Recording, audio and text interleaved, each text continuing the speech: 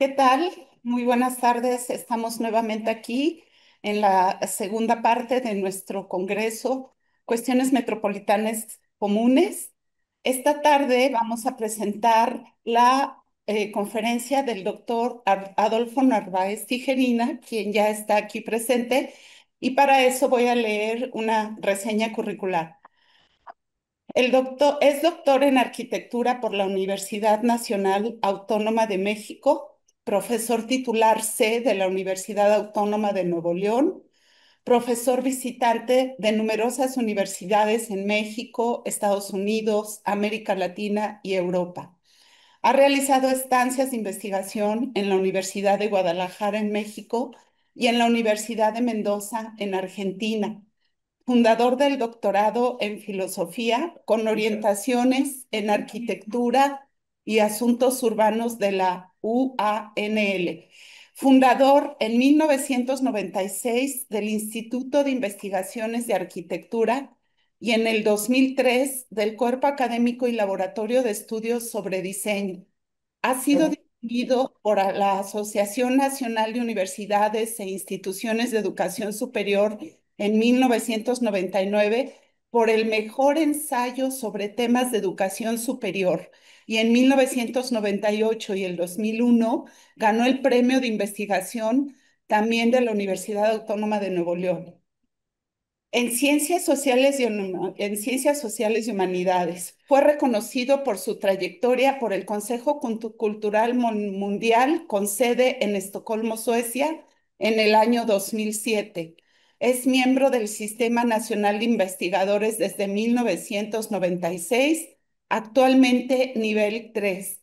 Miembro regular de la Academia Mexicana de Ciencias y miembro de número de la Academia Nacional de Arquitectura desde 1997. Doctor honoris causa por OIICE, Organización Internacional para la Inclusión y la Calidad Educativa, Perú. Actualmente trabaja en investigaciones sobre complejidad, ciudad e imaginarios urbanos. Se destacan entre sus libros en esta línea los siguientes: Crónicas de los viajeros de la ciudad, año 2000, Ciudades difíciles, 2006, la morfogénesis de la ciudad, 2010, Lo imaginario y sus morfógenos, 2015, Transhumanismo y ciudad, junto con Gabriela Carmona, 2021, Posthumano, 2022, Theory of Experience in Architecture, junto con Gabriela Carmona, 2023, así como numerosos artículos en revistas científicas importantes en su campo de investigación. Le dejo el micrófono al doctor Narváez y comparto su presentación. Muchas, muchas gracias, doctora. Eh, bueno, sí, sí se me escucha, ¿verdad? Todo bien, ¿verdad? Todo bien. Muchas gracias. Pues primero agradecer a la Universidad Veracruzana, muy puntualmente a la doctora María Concepción Chong y al doctor Daniel Martí Capitanachi por esta gentilísima invitación. De lo que voy a hablar ahora es sobre la fenomenología del espacio virtual. O sea, realmente es muy importante para nosotros entender que pues necesitamos hacer una indagación profunda, una indagación filosófica profunda sobre lo que es el espacio virtual. Primero que nada, la siguiente, por favor. Habría que, pues, ver que hay una semejanza fundamental, ¿no?, entre el espacio subjetivo y el espacio virtual. O sea, son muy semejantes el espacio subjetivo humano y el espacio virtual. Pues porque comparten elementos y aspectos de su propia naturaleza, ¿no? De su naturaleza fenomenológica.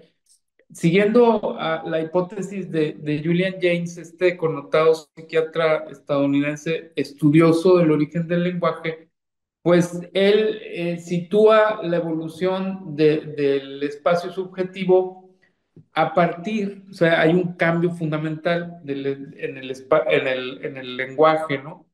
del espacio subjetivo cuando surge el lenguaje lo que le llama el lenguaje de referencia objetiva, lo que hace que haya una exteriorización de lo mental. ¿Qué será esta exteriorización? Pues fundamentalmente porque nos empezamos a referir a las cosas en el espacio objetivo. Para poner esto en perspectiva, tenemos que imaginar un espacio de tiempo gigantesco, ¿no? En nuestro linaje evolutivo podemos hablar de que al menos puede haber habido un antepasado evolutivo hace 65 millones de años que empezó a desarrollar pensamiento subjetivo o mente, ¿no? Así literalmente, empezó a desarrollar mente. Pero para que se empezara a dar el lenguaje de referencia objetiva, es decir, con el que nos referimos a los objetos en el mundo, digamos que esto se empieza a dar en el espacio de tiempo del Pleistoceno para el ser humano, ya para el ser humano, no para los seres de nuestro linaje, pues aproximadamente hace 120.000 años. Estamos hablando de 65 millones de años. Algún antepasado biológico común entre nosotros y los primates tuvo que haber desarrollado pensamiento subjetivo. Luego, hace 120.000 años se desarrolla el lenguaje, ¿no? Y hace 7.000 años se desarrolla la escritura. Bueno, ¿qué pasa en medio de eso, no? ¿Qué pasa entre el lenguaje y la escritura? La siguiente, por favor. ¿Sí pueden pasar la siguiente? Aquí no veo que cambie la diapositiva. Ya la cambiamos, doctor.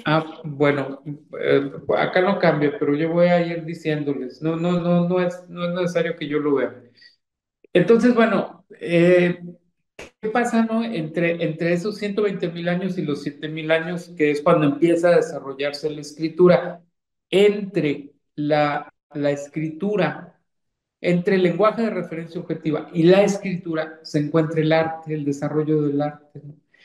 Este desarrollo del arte juega un papel fundamental para fijar externamente los significados que ya son compartidos mediante el lenguaje. O sea, el lenguaje establece significados, pero entonces el arte empieza a fijar estos significados, como lo vemos aquí en estas muestras de arte de notable antigüedad, que la más antigua de ellas. Estamos hablando de la gran serpiente de Sodilo Hills que está en Botswana, en el África del Sur, que estaría existiendo o empezaría a existir entre los 100.000 y los 70.000 años antes de nuestra era. Y algunas otras pinturas aborígenes que, bueno, ustedes ven en la diapositiva. Esta fijar de pues el significado, ¿no? Es muy importante para el ulterior desarrollo de otras habilidades. La siguiente, por favor. Ahora, hay otros elementos, ¿no? Por ejemplo, como el que hace o nos sugiere Herbert Reed, este importante crítico del arte inglés, que nos sugiere que el diseño, y sobre todo el diseño que está relacionado con la cestería y con la elaboración de textiles, quizás habría establecido el primer movimiento hacia el pensamiento abstracto, ¿no? O sea, esto movió al ser humano hacia otro espacio de pensamiento. Al ser estas artes estar basadas en la creación de patrones que se repiten y que se repiten, llevan a los seres humanos a encontrarse con entidades matemáticas. Esto es muy interesante porque ya no se trata del retrato del mundo, sino por medio de la repetición empieza a emerger la abstracción. Y entonces con las operaciones numéricas, más allá de la sustracción y de la adición de cifras, pues que no son familiares, ¿no? Es decir, ir más allá, ¿no? Ir más allá hacia la fracción, hacia la división o hacia la multiplicación, nos vamos estableciendo una liga o vamos estableciendo una relación con otras entidades, ¿no? También es inherente a esto el descubrimiento de patrones asociados a las formas geométricas que están basadas en la repetición. Es decir, geometría y matemáticas empiezan a emerger mediante el arte del textil y de la cestería. La siguiente, por favor. Entonces, la repetición intencional de estos patrones debe ser realizada mediante un ejercicio deliberado de trenzado o también el tejido de fibras a partir del acomodo de cuentas, que como por ejemplo de algunos grupos pues, de nuestro país, ¿no? De México, que pegan cuentas con cera o con grasa animal sobre superficies, pues nos encontramos con las entidades matemáticas y entonces eh, esto motiva un cambio cognitivo que es muy importante en el ser humano, le permite en este ejercicio de estar haciendo un movimiento repetitivo ir aislándose de la percepción del objetivo y entonces se sumerge en los patrones, ¿no? Esto es muy interesante pues se desarrolla antes de la escritura, se desarrolla las cestas más antiguas que se han encontrado, la información que tenemos hasta ahora, ¿no? Son cercanas al 10.000, al 12.000 años antes de Cristo, ¿no? Y eran canastos simples de fibras vegetales que se utilizaron para transportar o almacenar el trigo en Egipto. La siguiente, por favor. Quizás a partir de esta fabricación de cestas y textiles es que se desencadenaron los mayores de estas transformaciones que implican el surgimiento de todo un espacio de existencia de entidades abstractas, ¿no? Aquí empiezan a existir las entidades abstractas porque les damos lugar de existencia, ¿no? Y tomaron cuerpo, pues a través de las matemáticas, de la geometría y ulteriormente de la escritura. Entonces, como vemos en este espacio de tiempo entre el lenguaje de referencia objetiva y la escritura, está el arte, está el diseño, y esto prepara el pensamiento para lo que sigue. La siguiente, por favor. Entonces aparece la escritura, ¿no? Y esto representó por mucho uno de los puntos más altos de la revolución de la era neolítica. No existen acuerdos unánimes sobre cuándo ni dónde se originaron los sistemas escritos. Se tienen algunas evidencias arqueológicas que remiten a algunos de los grupos de antiguos cazadores que usaron o bien petrograbados o grabados en conchas o en huesos, ¿no? Remiten a sistemas de conteo de ciclos, muchas de ellas, ¿no? este, Remiten a sistemas de conteo de ciclos astronómicos o también relacionados con los ciclos de gestación de las presas de caza. En la esquina superior derecha de las imágenes que ven ahí, vemos un petrograbado en Boca de Potrerillos, en Nuevo León. Bryn Murray encontró en esta antiquísima muestra que es imposible de saber a ciencia cierta qué significa, es una rejilla y son una serie de líneas ordenadas. Sí hay una organización abstracta muy interesante. Bueno, pues Bryn Murray encuentra que son los ciclos de nacimiento, de apareamiento de parto y de apareamiento del venado cola blanca, ¿no? O sea, ahí hay una relación de cuándo se preñan las hembras y cuándo van a parir para poder establecer ciclos de caza. Pero en las protoescritura, ¿no? Encontrada en estas conchas de tortuga en la provincia de Jianghu, en Henan, perdón, en la provincia de Henan, en Jianghu, en China, se hacen marcas que son profundamente pues misteriosas, ¿no? Esto está pasando aproximadamente en el séptimo milenio. O sea, ya hay un cifrado de algo, no sabemos qué es, pero ya hay un cifrado de algo, tanto en la escritura o en las marcas petrograbadas de Boca de Potrerillos, como en estas caparazones de tortuga de Jianghu, pues hay algo que se está cifrando, ¿no? La siguiente, por favor. Entonces, reconocemos que entre el final del cuarto milenio y principios del tercero antes de Cristo surge la escritura, ¿no? En lo que es la media luna fértil de la Mesopotamia. Aquí, pues lo que tenemos es que la primera escritura, probablemente que es la que podemos ver de la tablilla de Kish, que fue descubierta en lo que ahora es Irak, que data aproximadamente de 3.500 años antes de Cristo, es decir, aproximadamente 5.500 años desde nosotros, o sea, desde aquí hasta esa notable antigüedad. Pues hay algo escrito y es muy posible que sea una cuenta, es muy posible que sea contabilidad.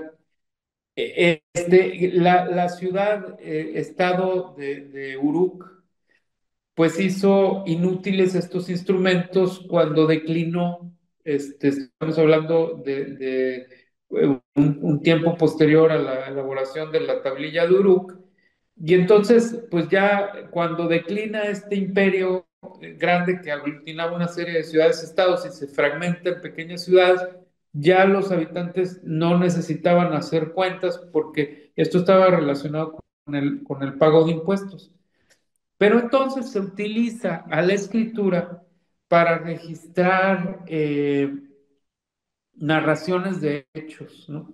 Inclusive para registrar hechos imaginarios, porque se empiezan a cifrar poemas, es decir, lo que empieza eh, con registros contables o registro de tenencia de cosechas o registros de superficies de terrenos, abre la posibilidad de empezar a registrar los hechos que suceden, que acontecen, o inclusive los hechos que imaginamos, ¿no? Y entonces surge la escritura jeroglífica aproximadamente en el mismo periodo. Es un cifrado pues diferente porque bueno, pues no se trata como en la escritura sumeria, que es cuneiforme, sino es una escritura más ideográfica, es decir, que conecta más con el arte pictórico, ¿no? La siguiente, por favor. Y entonces la escritura nos abre un nuevo espacio para la experiencia. La forma, las propiedades que tiene este nuevo medio estuvieron desde el mero principio implicadas en las experiencias precedentes, desde el arte rupestre antiguo, de la cerámica, el trabajo con piedra, la orfebrería, se transferían propiedades visuales que acompañaron a las primeras formas de escritura que son visibles en los jeroglíficos. O sea, el jeroglífico es una forma de representación que hace como una especie de síntesis de estas antiguas formas de representación del mundo objetivo que se utilizaron en el desarrollo del arte, ¿no? La siguiente, por favor. En la cultura antigua, en el Egipto antiguo, pues el jeroglífico guarda una analogía muy, muy interesante con las pinturas o esculturas, ¿no? Y es a su vez estas esculturas y pinturas que se utilizan como referencia en esta forma de escritura, pues con el mundo natural, con ideaciones basadas en combinaciones con lo natural. Y esto, claro que tiene que ver con el mensaje cifrado por el arte rupestre, que a su vez cuenta historia. Pero entonces, ¿qué hace diferentes a los toros que podemos ver en algunas representaciones jeroglíficas y los toros, los caballos, los animales que se representan en pues en las cuevas, ¿no? En el arte rupestre? La siguiente, por favor. Bueno, para empezar, estamos hablando de dos sociedades que son muy diferentes. Una es de cazadores-recolectores, la que es la de la autoría del arte rupestre, y otra es una sociedad de agricultores, ¿no? Y entonces hay un problema aquí con la legibilidad. La función de las representaciones son absolutamente diferentes. O sea, ya aquí ya cambia mucho una representación de otra. Puede todavía sentirse la fuerza, ¿no? Del gran uro de las co. Y ya se ve en la domesticación de esos bueyes que tiran el arado en el libro de los muertos de Aaru. Nada más para situar en el tiempo estas representaciones, el gran muro de Lascaux debió de haberse pintado hace entre 17,000 y 15,000 años. Y el toro que labra la tierra en la isla de la Bienaventuranza, en una de las islas del reino de la Buenaventura de Aru de Osiris, debió de haberse dibujado aproximadamente hace entre 5,000 y 4,000 años, para que tengamos una idea de la diferencia en esta representación, pero las cosas son muy diferentes, ¿no? La siguiente, por favor, en una y otra, las cosas son muy diferentes, ¿no? Uno ve que las figuras en los bueyes y los caballos y los grandes animales en las existen en sí mismos y para sí mismos, porque se empalman con otras representaciones, giran y tienen una organización, pues que hace innecesario ver que existe un espacio de lienzo. No hay un lienzo ahí. Los animales son los que están expresándose, por sí mismos y para sí mismos, los que nos hacen pensar, pues, en una función que no es exactamente la de transmitir un mensaje. En cambio, en la representación del libro de los muertos, que vemos ahí los bueyes tirando el arado o la persona labrando su tierra, ahí sí vemos una organización. De hecho, cada una de estas especies de tablillas, bueno, son por supuesto representaciones de islas, pero hay que leerlas en el sentido de la escritura, que en el arte jeroglífico hay que leerlas de izquierda a derecha. O sea, este libro se lee como nosotros leemos hoy, de izquierda hacia la derecha. Entonces hay aquí pues algo muy interesante, porque por una parte el espacio pictórico superior pues, está dedicado a las deidades más importantes, el inferior está dedicado a las personas, ¿no? A quienes alcanzaron la dicha de entrar al reino de Aro. Pero pues esto ya nos establece una jerarquía social. Y por otra parte, el sentido izquierda-derecha pues nos habla de un transcurso del tiempo. Por lo tanto, la representación del libro de los muertos ya cambia mucho porque organiza el espacio y el tiempo para la percepción. La siguiente, por favor.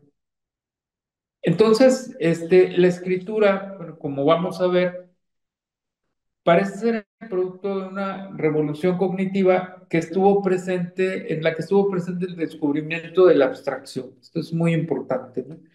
No es casual que el primer uso de la escritura se asocia a los números y al cálculo de superficies.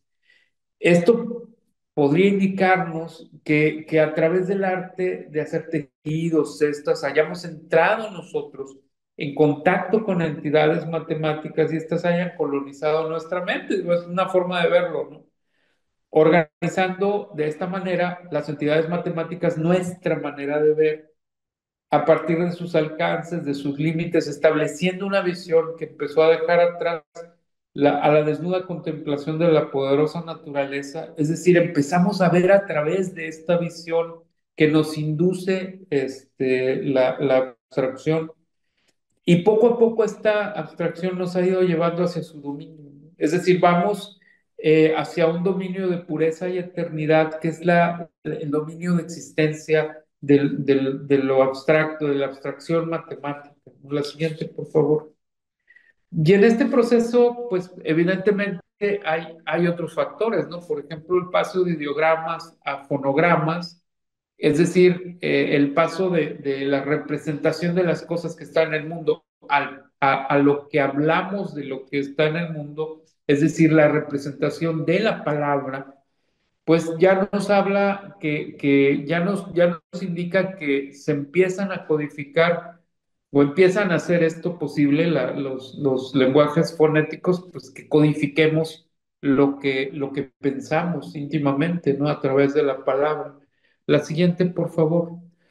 Entonces, bueno, vemos que esencialmente lo virtual comparte propiedades con lo objetivo y lo subjetivo. Tiene cuerpo en el ámbito del objetivo, por un lado, y a través tiene atributos de la mente. O sea, es exterior, tiene una existencia objetiva, pero también tiene atributos de la mente.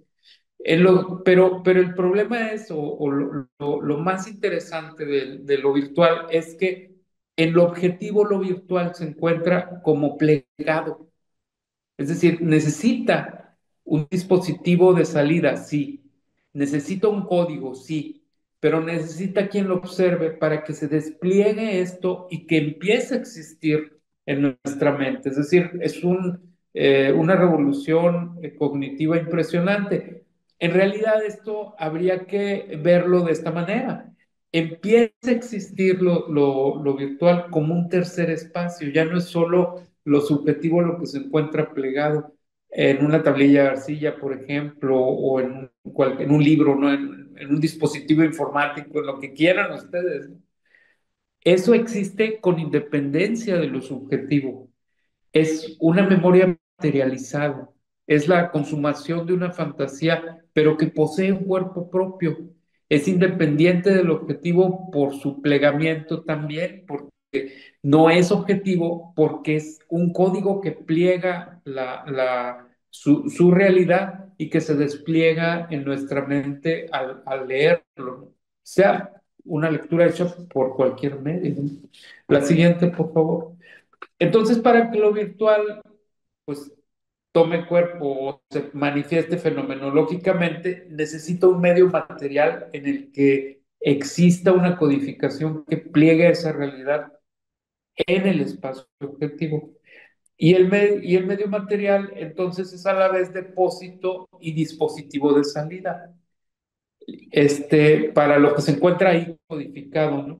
Por ahí Rafael Simone nos sugiere que la virtualización aconteció como olas, ¿no? Este proceso de virtualización, así le llamamos a esto, ¿no? Aconteció como olas. La primera lo constituye la escritura. Para él, ya vimos nosotros que es posible rastrear olas anteriores hasta el lenguaje, pero bueno, ateniéndonos a la sugerencia de Simone, pues están estas olas, la primera, la de la escritura, luego, que bueno, la escritura inventa el propio proceso de plegamiento de la información, la simboliza, ¿no? En algunos símbolos abstractos que pliegan esta información y que se despliegan al leerlo.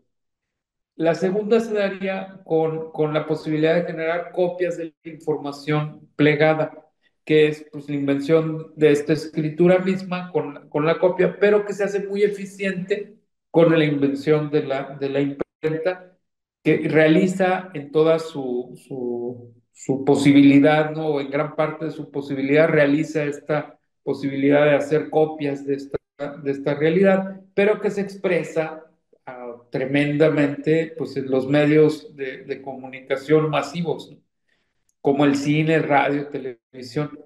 Pero la tercera ola se daría con la informática computacional porque esta permitió que el mismo código, el propio código, se pudiera manipular en tiempo real.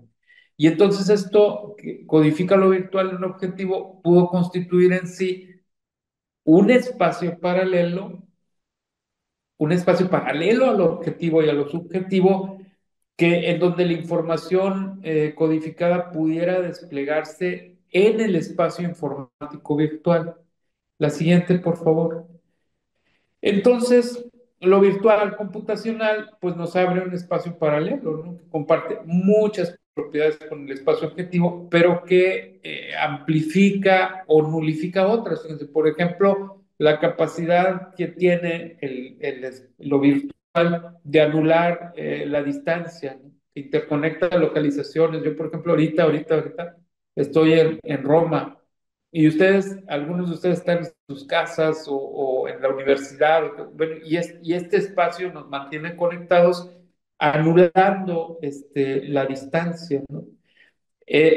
Sucede en el mismo espacio-tiempo acontecimientos que se encuentran en diferentes espacio-tiempos, ¿no? Y entonces esto, pues, alienta la existencia de un algo que, a pesar de parecer objetivo, pues no lo es, ¿no? La siguiente, por favor. Entonces, lo virtual se manifiesta pues como la realidad a lo que digo, como para hacer una recapitulación hasta ahorita, pues lo virtual es la realidad a la que accedemos al leer un libro, ¿no? Por ejemplo, personajes, paisajes que pasan por eventos, eventos mismos, ¿no? El sufrimiento, el gozo de los personajes.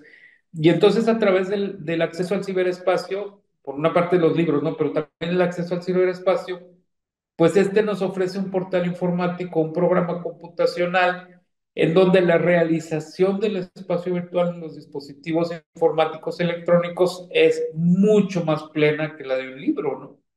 Es decir, esto que acontece en el libro, esta trama, esta manera de existir de estos personajes que se nos despliegan en la mente a través de entender el código, a través de aprender el código, pues en lo virtual computacional es mucho más plena, ¿no? Porque hay una cualidad que muy pocos libros poseen, que es la interactividad del usuario o de la persona que observa o de quien interpreta el código con la información.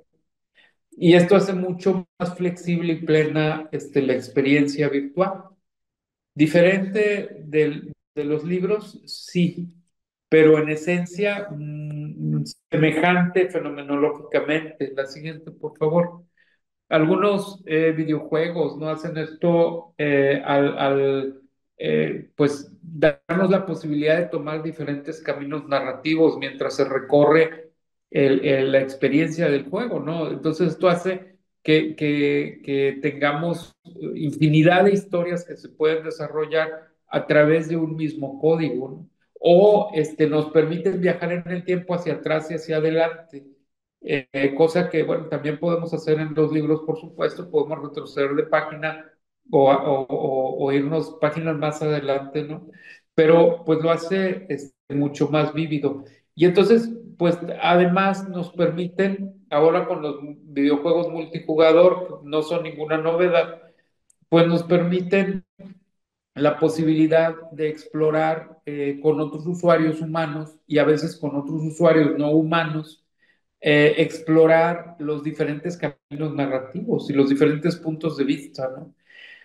Vemos que esencialmente, digo, como un poco para entender esto, ¿no? Desde su naturaleza fenomenológica, el espacio virtual depende muchísimo de la tecnología. Eh, Depende de qué esté hecho el soporte y depende de cómo funciona este soporte. En sí sigue siendo un depósito codificado que se despliega al tener acceso al código, pero el propio soporte y su propia tecnología pues nos permiten apreciar una diferencia importante entre lo que sucede en uno y en otro medio, ¿no? La siguiente, por favor.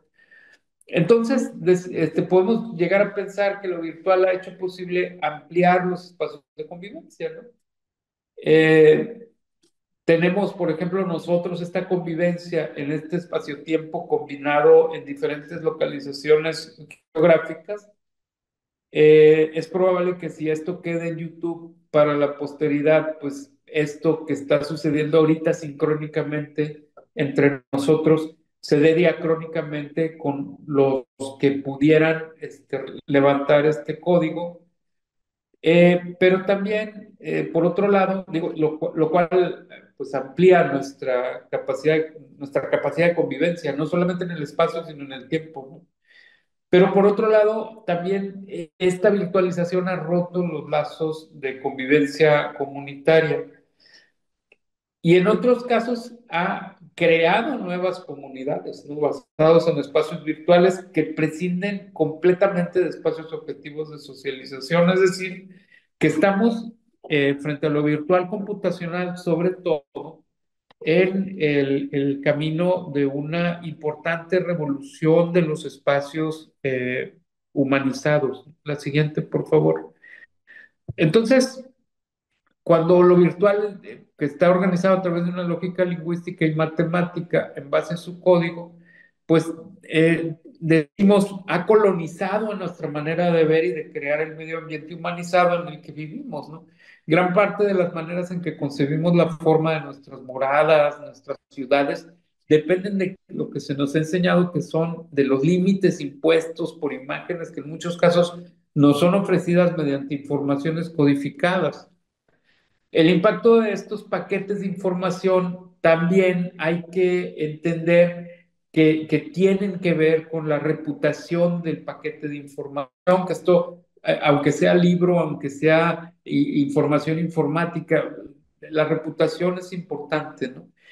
Y la formación de nuestros criterios de verdad, ahora vemos que se vuelve pues importante a través de la legitimación que da esta reputación.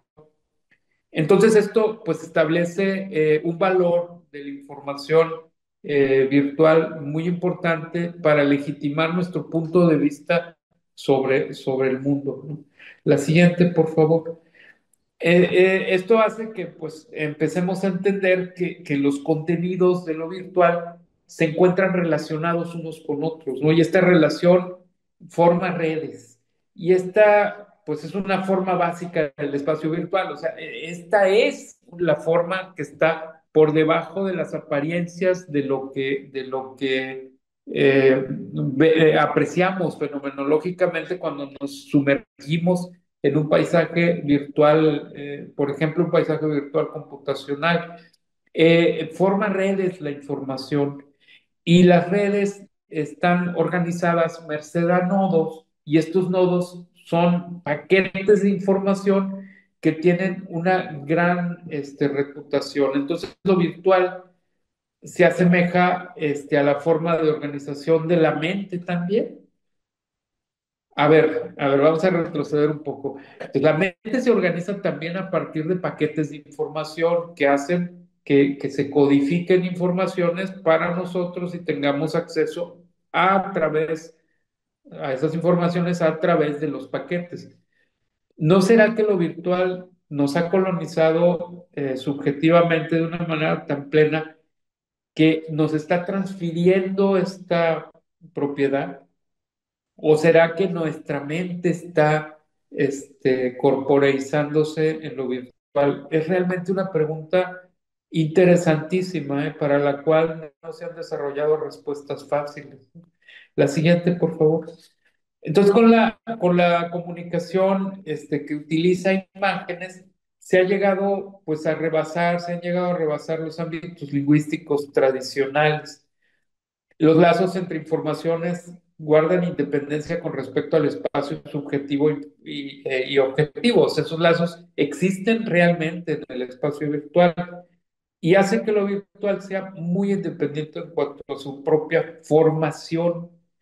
De hecho, en lo virtual emergen por reorganización espontánea, estoy hablando de una propiedad de los sistemas complejos adaptativos, emergen nuevos patrones de orden. Y entonces, pues esto hace que lo virtual comparta una propiedad esta propiedad de emergencia con el espacio objetivo y también con el espacio subjetivo que se encuentra, pues con lo que se encuentra una cierta autoorganización de la información que pues es muy independiente y que nos transfiere estos nuevos significados a nosotros. Es decir, hay una autoorganización en estos paquetes de información que nos está transfiriendo a nosotros pues nuevas informaciones. La siguiente, por favor. Entonces, pues a través de esta comunicación que hacemos a partir de imágenes, sobre todo en la actualidad, por el predominio de lo virtual computacional, pues ha llegado a rebasarse los ámbitos lingüísticos, ¿no? Y los lazos entre informaciones guardan independencia con respecto al espacio objetivo y subjetivo, perdón, y hacen que lo virtual sea muy independiente en cuanto a su propia formación, dándose fenómenos de emergencia espontánea de orden. Y lo cual pues nos hace ver que es posible a través de una teoría de sistemas como la de los sistemas complejos adaptativos, pueda estudiarse en lo virtual y puedan encontrarse caminos para comprender fenomenológicamente pues este ámbito. La siguiente, por favor.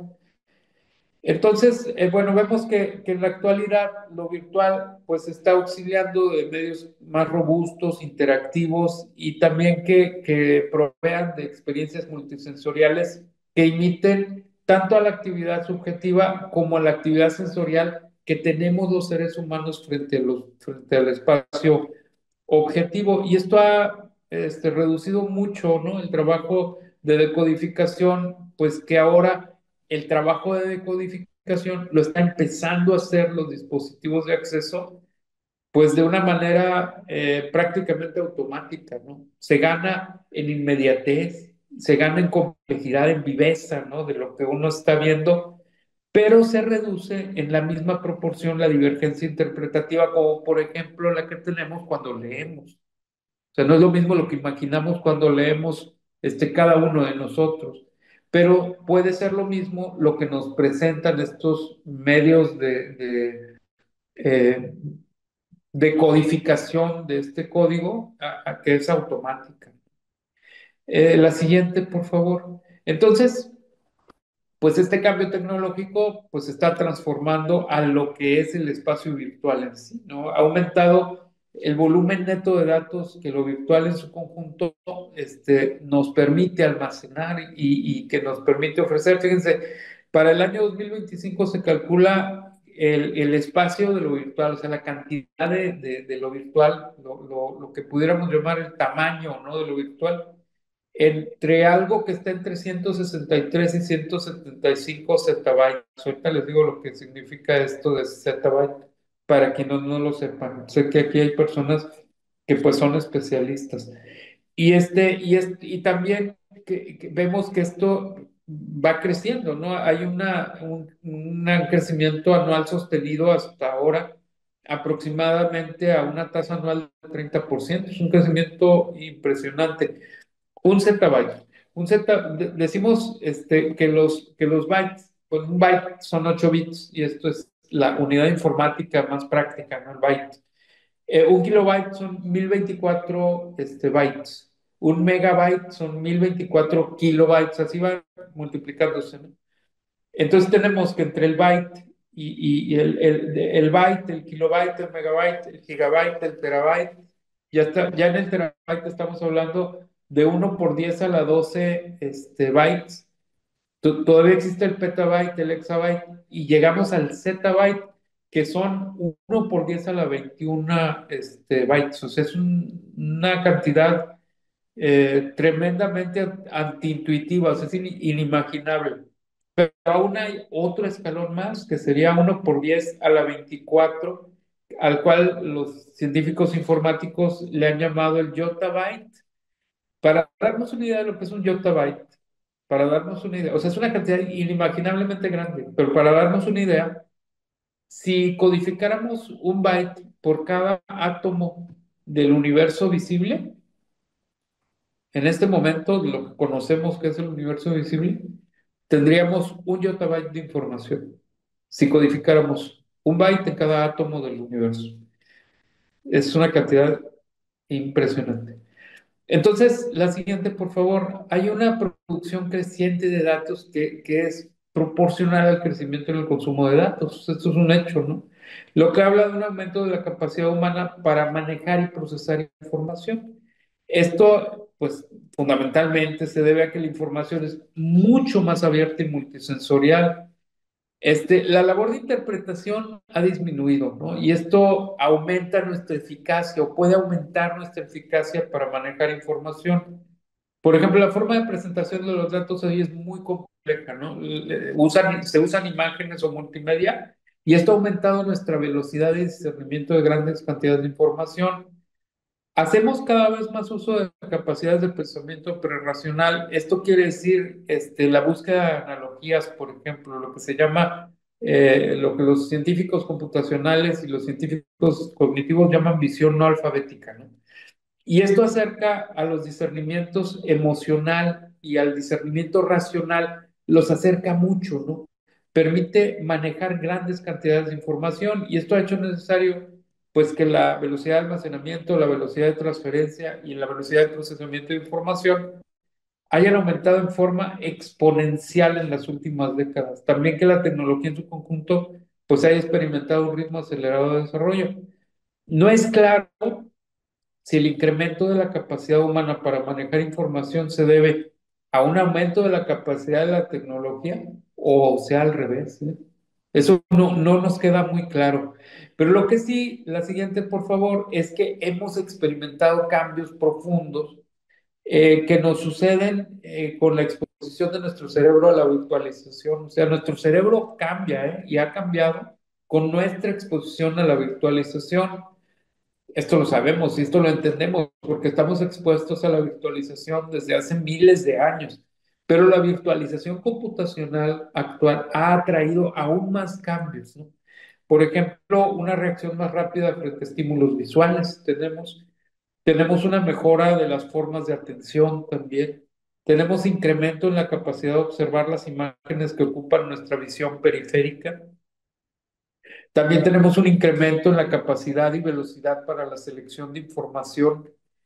Tenemos también una elevación de la capacidad para nuestra multitarea, un incremento en la inteligencia también.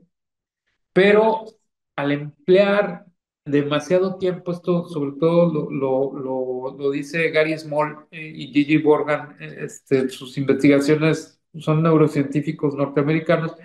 Dicen que al emplear demasiado tiempo en ver sus dispositivos, cuando las personas muy jóvenes no están solidificando caminos neuronales normales que su cerebro necesita para desarrollar las destrezas de comunicación directa, ¿no? La siguiente, por favor. Entonces, vemos que lo virtual, pues que surgió para nosotros como la posibilidad más plena de poner a nuestra memoria en un código, ¿no? De poner nuestra subjetividad en un código, en unas cosas que pudieran hacerse concretas y estar más allá de nosotros, o sea, trascender inclusive hasta nuestra vida, pues incluso se han vuelto independientes y han abierto una posibilidad muy real ahora de que lo mental se exteriorice, de que sea objetivo y que se construya con ello todo un mundo aparte del mundo objetivo, o sea, que podamos construir otro mundo que sea plenamente que tenga una naturaleza tan plena como el mundo objetivo. La siguiente, por favor. Entonces, el espacio virtual guarda propiedades que son muy cercanas al espacio subjetivo, ¿no? Comparte, por ejemplo, su maleabilidad, la sensación de infinitud, la intersensorialidad, es decir, no se queda en la imitación de lo objetivo. Poco a poco el espacio virtual evoluciona hacia convertirse en algo más parecido a lo subjetivo. Y esta intersensorialidad que va creciendo conforme avanza también la tecnología y la sensación general de que ahí todo es posible, ¿no? O sea, en el mundo virtual parece que como en el mundo subjetivo, en donde reina la imaginación, todo es posible, ¿no? Y entonces la complejidad de su construcción también empieza a ser creciente, lo que requiere pues que tengamos en nosotros otras formas de acercarnos a esto, ¿no? Y que probablemente terminemos pues en una inmersión total en lo virtual, que puede tener como una de sus etapas la de crear un mundo que imite tan fielmente el espacio objetivo, que nos puede confundir los sentidos. Esto ya nos hace pensar en la película Matrix, ¿no? y que no se detendrá quizás en esta ilusión de imitar al objetivo, lo que les decía, sino en la creación de mundos más allá de las posibilidades de lo concreto, ¿no? Por ejemplo, inclusive llegar a abrir el espacio concreto e ir al mundo de las entidades lógico-matemáticas, ¿no? A percibir y a sentir con plenitud las entidades lógico-matemáticas. Sería un cambio pues profundo, ¿no?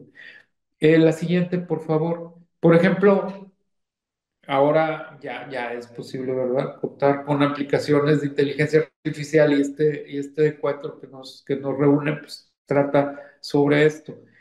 Estas aplicaciones pues, ya desarrollan sectores importantes, muy grandes del ciberespacio. Se calcula que el 97.2% de las grandes empresas en nuestro mundo invierten en inteligencia artificial y Big Data y mucho del campo de esos 163 zettabytes que existen de espacio computacional, mucho de este campo no es para nosotros, es para que existan estas entidades de inteligencia artificial, para que se almacenen datos, ¿no?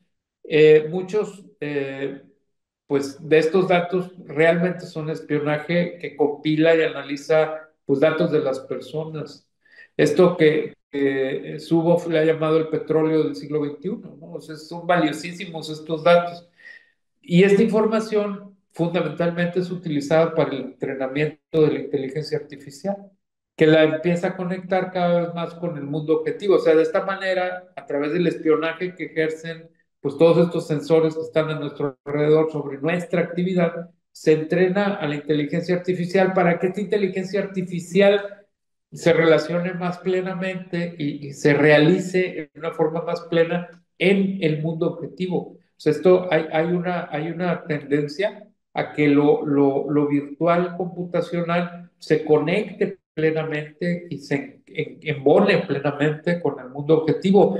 Y el puente de unión parecemos ser nosotros. Y entonces, bueno, pues esto hace que las soluciones que se presenten sean aparentemente más eficaces, más inmediatas, ¿no? Y entonces esto es, pues interesante, ¿no? La velocidad de respuesta ante problemas cotidianos de la inteligencia artificial pues va creciendo y con este crecimiento pues es paradójico que se vaya desplazando a los seres humanos al mismo tiempo, ¿no? Es decir, esta es una suerte o tiene la forma de una suerte de colonización del objetivo por parte de lo virtual, que es así. La siguiente, por favor. Y bueno, para concluir, diríamos que hay un creciente contacto entre lo virtual y el objetivo. Esto nos dice que hay un creciente contacto entre lo virtual y el objetivo y que el espacio virtual es cada vez más el lugar para interacciones y la experiencia humana. Lo que resultará de ello pues, es una transformación en nuestra manera de ver al mundo, por una parte, y por otra parte, una transformación profunda del mundo. Con esto quiero terminar y agradezco mucho su atención. Muchas gracias, doctor Narváez. Bueno, muy interesante su participación. Les recuerdo a todos, al público en general que nos está viendo en YouTube, que pueden hacer sus comentarios, y nosotros aquí trataremos de leer en la medida de lo posible. Tengo algunas preguntas para usted, doctor. Le voy a leer. Comenta que esta labor de la IA ha ido desplazando sistemáticamente a grandes sectores de nuestra sociedad y con ello genera una brecha económica en nuestras sociedades. ¿Podría hablar más de esto? Sí, realmente esto es un hecho, ha sido documentado desde los años 90.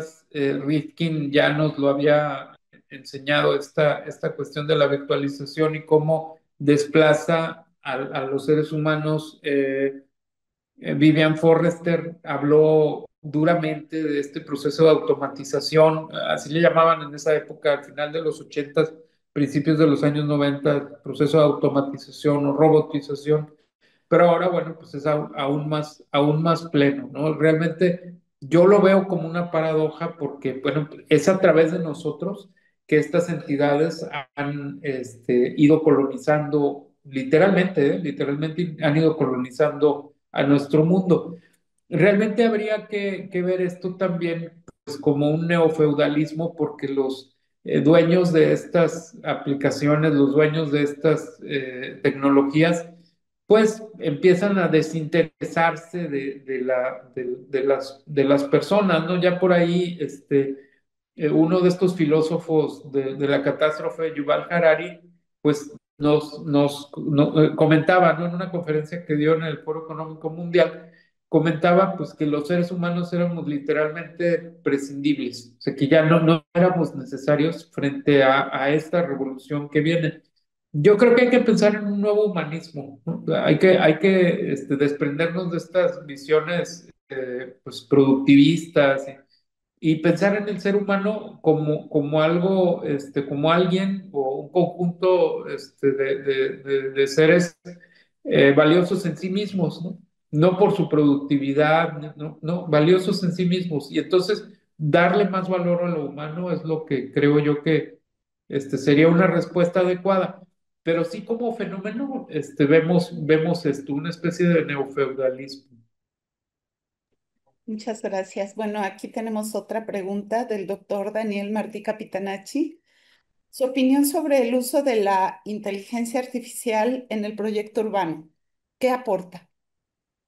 Pues es difícil ahorita de empezar a entrar, porque la verdad es que no creo que las tecnologías que son, a las cuales tenemos acceso, voy a dividir la pregunta en dos respuestas, ¿eh? Las tecnologías a las cuales no tenemos acceso ahorita no creo que tengan el nivel de sofisticación necesario para comprender y manejar la cantidad de operaciones interpretativas complejas que necesitamos hacer cuando proyectamos la ciudad. La ciudad es muy compleja. Bueno, por un lado es eso. Por otro lado, las entidades a las cuales tenemos acceso carecen de sensibilidad digo, la comprensión de la naturaleza no codificada o no codificable de los comportamientos humanos, como sería, por ejemplo, pues la expresión emocional, pues no, eso no lo pueden manejar tan fácil como nosotros, por lo tanto, podríamos caer si usamos estas cosas en cuestiones estereotipadas. Pero esa es la tecnología a la cual tenemos acceso. Hay tecnología que no tenemos acceso y que es muy posible que esté desarrollada, que serían entidades de inteligencia artificial sensibles, es decir, lo que se llama la inteligencia artificial general. ¿Qué quiero decir con esto? Nosotros somos tan diferentes de la inteligencia artificial porque trabajamos con muy poquitos datos, interpretaciones muy certeras. Para que la inteligencia artificial sea eficiente, necesita trabajar con muchos datos y a partir del conjunto de datos extraer una respuesta verdadera. Entonces, ¿existe una inteligencia artificial que pueda trabajar como nosotros a partir de pocos datos y extrapolar soluciones verdaderas? ¿Quién sabe? A lo mejor sí. O sea, mi punto de vista es que a lo mejor sí existe. Y esa clase de inteligencia artificial quizás podría emerger algo en ella que fuera como sensibilidad, algo parecido a la sensibilidad. Le explico por qué. Y explico por qué mi respuesta. Hicimos una investigación sobre inteligencia artificial hace tiempo. Lo remito a un texto que escribí en el año, hace 2 años, hace como unos 2 años o 3 años lo escribí, en donde hacíamos una entrevista a un artefacto de inteligencia artificial que, bueno, nos dio permiso la empresa e hicimos una entrevista. Cuando hicimos una entrevista e hicimos un bucle autorreferente, es decir, que la inteligencia empezara a hablar de sí misma, de esto funciona en una unidad de supercómputo. Esta inteligencia artificial funciona en una unidad de supercómputo que tiene muchísima capacidad. Es una supercomputadora parecida en su capacidad para quienes entiendan de esto, se parece en su capacidad a la computadora Mare Nostrum de la Universidad Politécnica de Cataluña. Se parece en su capacidad. Es muy grande, es una esta computadora Mare Nostrum hace predicciones climáticas, es decir, hace cálculos tremendos en velocidades muy rápidas. Bueno, pues esta inteligencia utilizaba el 4% de la capacidad de cómputo de esa computadora específica. Cuando hicimos este bucle autorreferente, es decir, que la inteligencia empezara a pensar sobre sí misma, aumentó este volumen de manejo hasta el grado de que se inhibió la computadora. O sea, eso pasó, ¿eh? Eso pasó. Se inhibió la computadora porque rebasó la capacidad de cómputo de la computadora física en la cual se movía. Entonces eso pasa con las inteligencias artificiales generativas, pero no estoy seguro que con otra clase de inteligencia, no generativa, es decir, sino general, no estoy seguro, aquí puede haber otra cosa. Se pueden estar desarrollando formas de sensibilidad ya en estas máquinas. Entonces, pues no sé, es probable que en ese caso, pues estemos en presencia de otras entidades, ¿no? No son seres, porque esta es una pregunta filosófica profunda, ¿eh? Pero no son seres para mí, o sea, ese es un punto que yo podría debatir con un científico computacional, no son seres, desde la filosofía lo podría debatir, pero estas entidades sí podrían estar, de existir estas entidades, que creo que existan, podrían estar en competencia con nuestra propia inteligencia. Y eso puede llegar a ser hasta peligroso, ¿eh? Eso puede llegar a ser hasta peligroso porque en algún punto de nuestro nicho ecológico podríamos estar compitiendo con ellas. Por ejemplo, en la energía que nosotros necesitamos y la energía que ellas necesitan. Y en ese punto de contacto de nuestro nicho se podría dar una pelea por la energía. No necesitan maíz o frijoles, no, no, eso no lo necesitan, pero sí necesitan energía y nosotros también. Dos especies que comparten nicho ecológico y que pelean por un recurso finito, hay pelea, ¿eh? Ahí hay pelea. Muy bien, muchas gracias. Voy a leer un comentario, pregunta, uno más, de parte del doctor Fernando Winfield Reyes, que nos dice, en un cuento de ciencia ficción publicado originalmente por Ray Bradbury en 1950 y traducido como El mundo que crearon los niños, se plantea de manera inquietante la posibilidad de una enorme inmersión en la virtualidad tecnológica que rompe la convivencia. Tan absorbidos están los niños por lo que generan los muros a través de sus deseos mentales que sus padres los regañan para que salgan del lugar del juego perceptivo. Entonces los niños comunican y generan a través de los muros del cuarto de juegos leones que se comen a los padres, Ujú. que se rompen a propósito los lazos con lo que se rompen a propósito los lazos de convivencia doméstica. ¿Tienen entidad futura esta metáfora? Qué interesante metáfora y agradezco mucho a mi buen amigo Fernando, porque es muy buen amigo mío Fernando Winfield Reyes. Desde aquí te mando un saludo, Fernando. Le agradezco mucho por esta metáfora, porque digo, la visión ahora sí que la visión que tiene la ciencia ficción sobre el futuro, a veces hay que leerla con cautela, porque en efecto nos puede estar dando señales de lo que puede ser. Sí, sí, porque sí, sí, la respuesta es sí. O sea, la respuesta a la pregunta es sí, porque ha sucedido. O sea, ha empezado esta pues intrusión de la virtualización computacional en nuestras vidas, ha empezado a introducir informaciones que empiezan a romper nuestros lazos comunales hasta en tanto lo permitamos también, ¿verdad? Por ejemplo, yo digo, esta es una visión así muy superficial porque la he visto en la calle, ¿no? Ahora salí a caminar aquí en Roma, aquí alrededor. Estoy en Roma ahorita, en Roma, Italia. Y lo que veo es en la tarde a muchachos adolescentes que podrían estar metidos en los videojuegos durante toda la tarde y toda la noche. Veo muchachos adolescentes y muchachas conviviendo en grupos, ¿no? En grupitos de adolescentes y se la pasan genial. Yo lo que creo es que los papás les están limitando el acceso a dispositivos.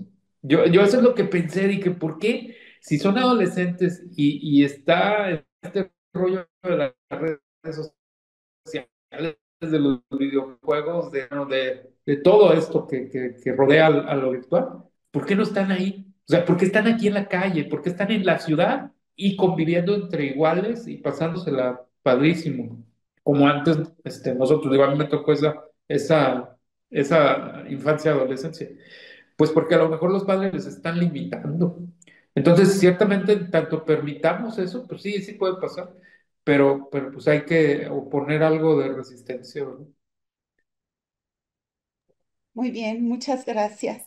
Pues con esto agradecemos su participación, doctor Narváez, no sin antes compartirle virtualmente la constancia diploma por su participación en este congreso que dice, la Facultad de Arquitectura Jalapa de la Universidad Veracruzana otorga el presente diploma al doctor Adolfo Benito Narváez Tijerina, adscrito a la Universidad Autónoma de Nuevo León, por su participación como ponente magistral en el evento Cuestiones Metropolitanas Comunes, tercera edición, realizado en forma virtual con una duración de 20 horas los días 10 y 11 de septiembre del año 2025, firmado por el director de la facultad, nuestro presidente del Congreso y una servidora copresidenta del Congreso. Muchas gracias. Muchas gracias igualmente.